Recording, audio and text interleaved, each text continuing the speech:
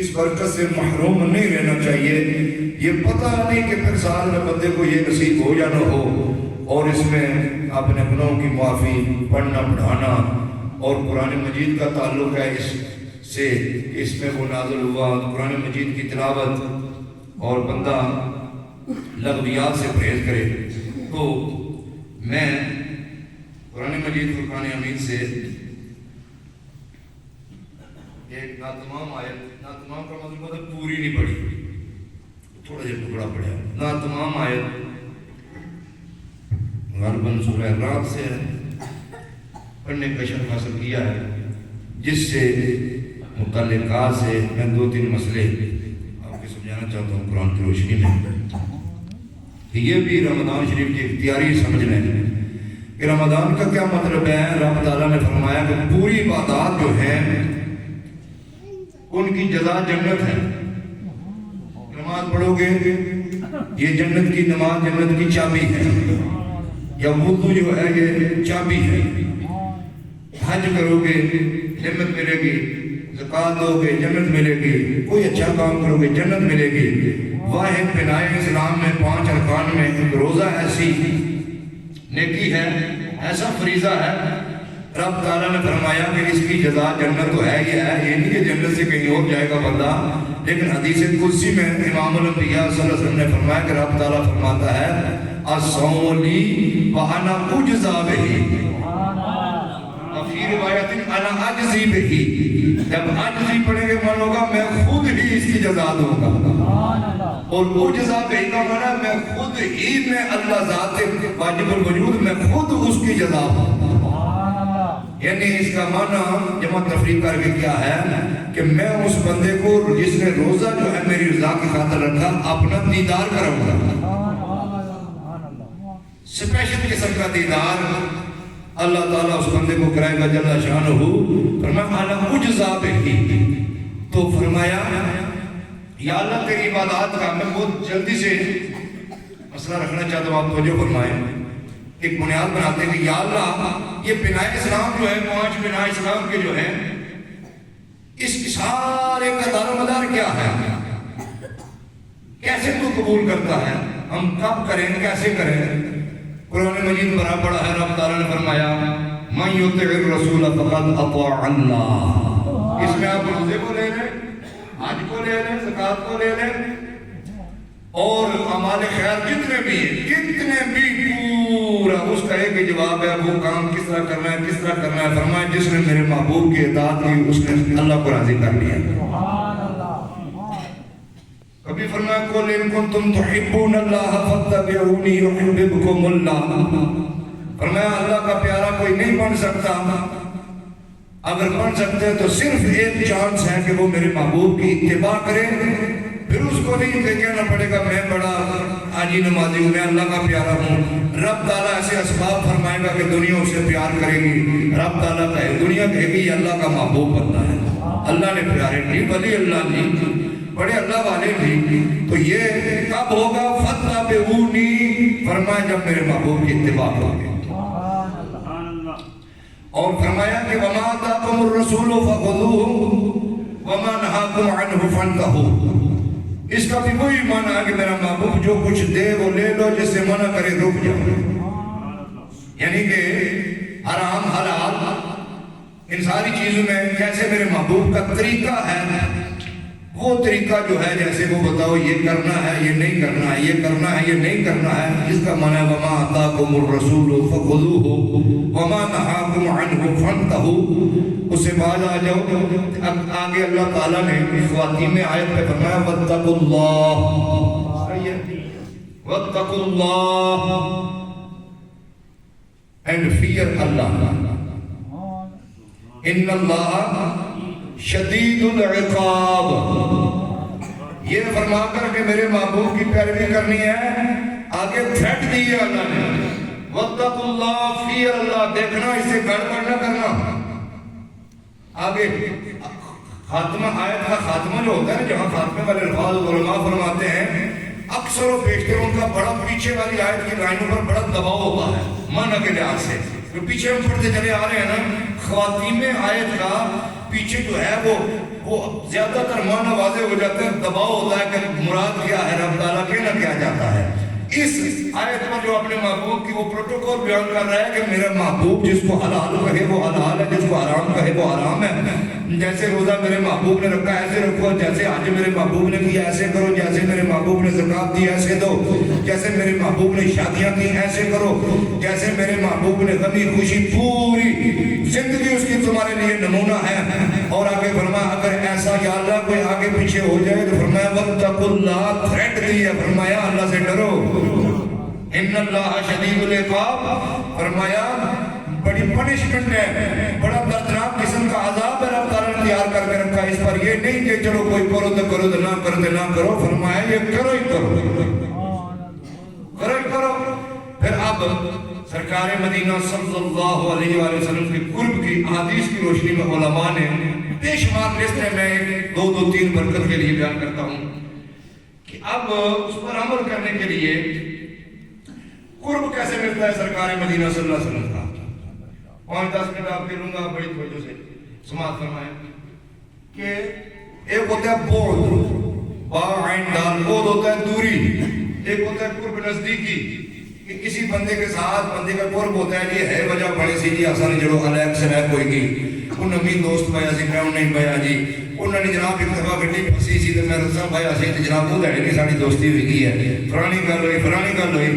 علماء فرماتے ہیں کہ سرکار مدینہ صلی اللہ علیہ وسلم کے ساتھ قرب کہ قربت ہو جاتی ہے بندے کی، جہاں بے شمار لسٹ ہے، 2-3 باتیں گنوائی جو میں یہاں رکھنا چاہتا ہوں کہ ہم یہ کہنے سے اہتمام کریں گے قرب کا تو پھر ہمیں روزہ فائدہ لے کر۔ سرکار نے فرمایا جس کے ہاں اللہ تعالیٰ نے بچیاں دی ہوں، اولاد میں نرینہ اولاد نہ ہو، اگر ہو بھی اور بچیاں بھی ہوں تو بچیوں کی ٹھیک تربیت کرے، صحیح تربیت کرے، شفقت کا ہاتھ رکھے، پرورش کرے، پھر اللہ کی رضا کے لیے حق نکاح ان کا کر دے، تو فرمایا کہ وہ سرکار مدینہ صلی اللہ علیہ وسلم کا قرب کا یہ پہلا ذریعہ ہے، وہ بندہ سرکار مدینہ صلی اللہ علیہ وسلم کے قریب ہو جاتا ہے۔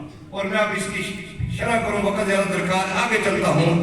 دوسرے نمبر پر فرمایا جو یتیموں کی کفالت کرنے والا ہے، یتیم کو کوئی بندہ ہوتا ہے دے کچھ نہیں سکتا دینے کو، چلو دم دلاسا ہی صحیح، یتیم کی کفالت کرنے والا، یتیم کے ساتھ حسن سلوک کرنے والا، دوسرے نمبر پر فرمایا وہ سرکار مدینہ صلی اللہ علیہ وسلم کا قریبی ہے۔ تیسرے نمبر پر فرمایا کہ سرکار مدینہ صلی اللہ علیہ وسلم پر درود شریف کثرت سے پڑھنے والا وہ سرکار مدینہ صلی اللہ علیہ وسلم کا قریبی ہے، وہ سرکار مدینہ صلی اللہ علیہ وسلم کا قریبی ہے۔ اب اور بھی ہیں، پھر بات لمبی ہو جائے گی، لیکن میں اکثر علماء اس بات سے جاتے ہیں کہ میں بھی کہتے رہتا ہوں کہ تعرف الاشیاء بعددها، چیزیں ضدوں سے پہچانی جاتی ہیں۔ جب بس یہ نہ پتہ لگے کہ دوری کس وجہ سے ہونی ہے، جب یہ نہ پتہ چلا ہے کہ دوری کس وجہ سے ہوتی ہے، تب تک نہیں پتہ چلا کہ قربت کس وجہ سے ہوتی ہے۔ قربت کی تو باتیں ہم نے سیکھی ہیں تو ہم خوش ہو کے ہم قریب ہو رہے ہیں، لیکن ساتھ ہی سمجھایا گیا ہے کہ کچھ باتیں ایسی ہیں جن سے سرکار مدینہ صلی اللہ علیہ وسلم نے بیداری کا اظہار فرمایا، فلیس منا کا فرمایا، فلیس منا، یہ ساڑھے بچوں نہیں، یہ ساڑھے بچوں نہیں، یہ ساڑھے بچوں نہیں۔ علماء فرماتے ہیں لیسا منا کا مفہوم اتنا وسیع ہے۔ حضرت سفیان بن عیینہ ایک بزرگ گزرے ہیں رضی اللہ تعالیٰ، فرماتے ہیں کہ اکثر اس کی شرح نہ کیا کرو، اس کو ایسے ہی فلیسا منا ہی کہہ دیا کرو، کیونکہ اس کو علماء فرماتے ہیں کہ فلیسا منا میں جو بندہ آتا ہے کافر تو نہیں کہہ سکتے، کافر تو نہیں کہہ سکتے، لیکن یہ اتنا بڑا حساس معاملہ ہے جب سرکار کہیں کہ اپنی صفوں سے دور کر دیں یہ مجھ میں سے نہیں ہے، پھر بھی بندہ دوزخ میں سڑے تو پھر کوئی مسلمان نہیں تو کافر ہے، پھر کیا کر رہا ہے۔ اور میں یہ بڑی وعید ہے اس کے اندر، اس میں 3-4 چیزیں گنوائی ہیں کہ فرمایا وہ بندہ ہم سے دور ہے۔ پہلے نے فرمایا من غشنا فلیس منا، سرکار نے فرمایا جو ہم سے دھوکہ کرتا ہے، غشہ کہتے ہیں ملاوٹ کو، ملاوٹ کہتے ہیں دھوکے کو۔ بہت بڑی ملاوٹ کا جو لفظ ہے یہی سمجھتے ہیں خالی دودھ کا کام کرنے والا دودھ میں پانی ملائیے ملاوٹ ہوتی ہے۔ ایک بات کسی بندے نے کسی سے سنی ہے، آگے اس میں اور ملا کر ملاوٹ کر کے آگے بیان کیا، یہ بھی ملاوٹ ہے، یہ بھی دھوکہ ہے۔ تو فرمایا کسی بھی اعتبار سے کھانے پینے میں، چلنے پھرنے میں، سودا میں جس بندے نے دھوکہ کیا ملاوٹ کی بات میں ہے جی وہ ہم میں سے نہیں ہے. یہ سرکار مدینہ سے فرمایا ہم اس سے دور ہیں. دوسرے نمبر پر فرمایا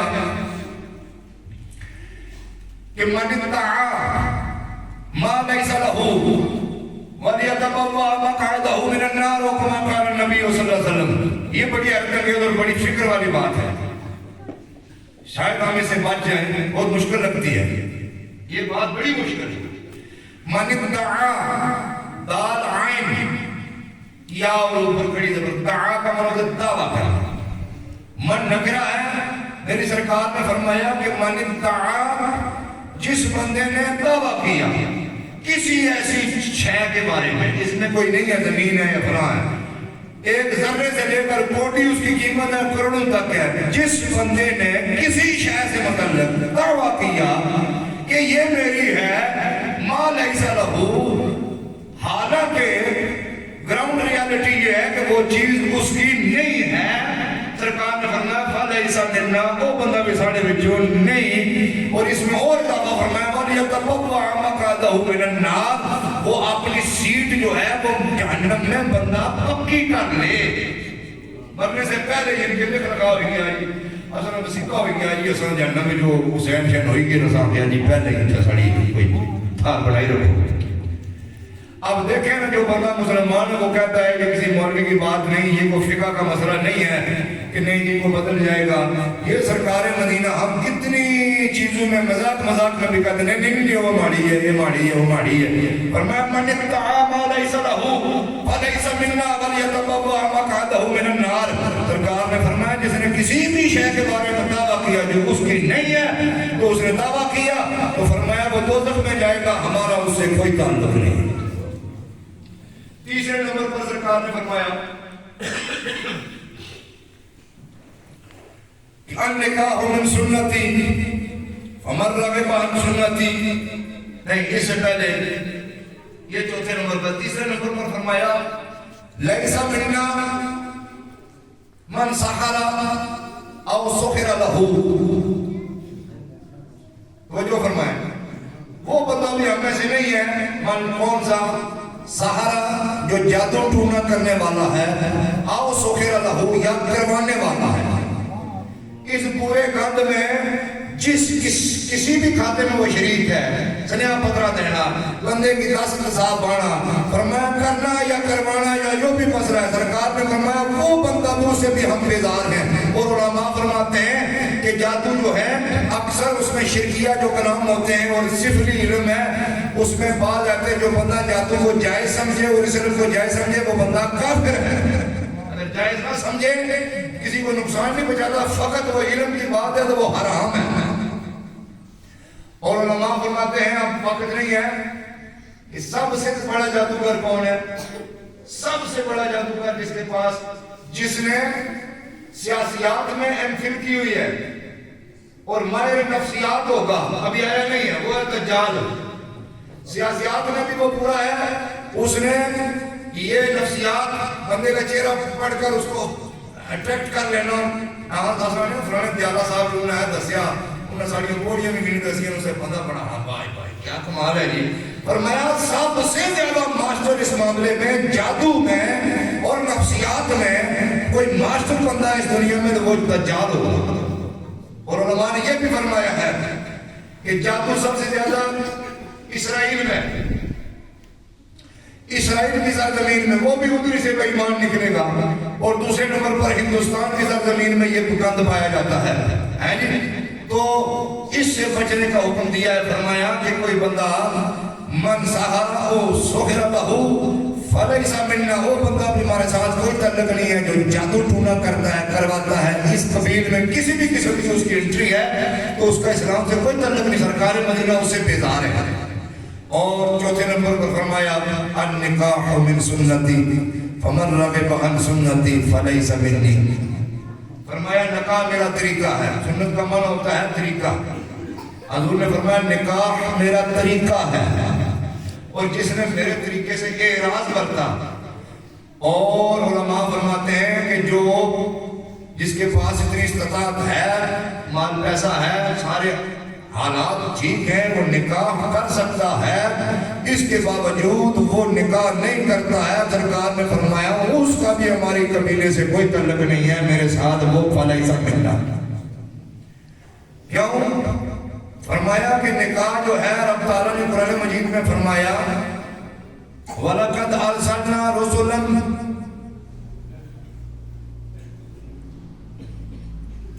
ہم نے رسولوں پر جو نازل کی کلام من قبل کا آپ سے پہلے وَجَعَلْنَا أَزْوَاجًا وَذُرِّيَّةً،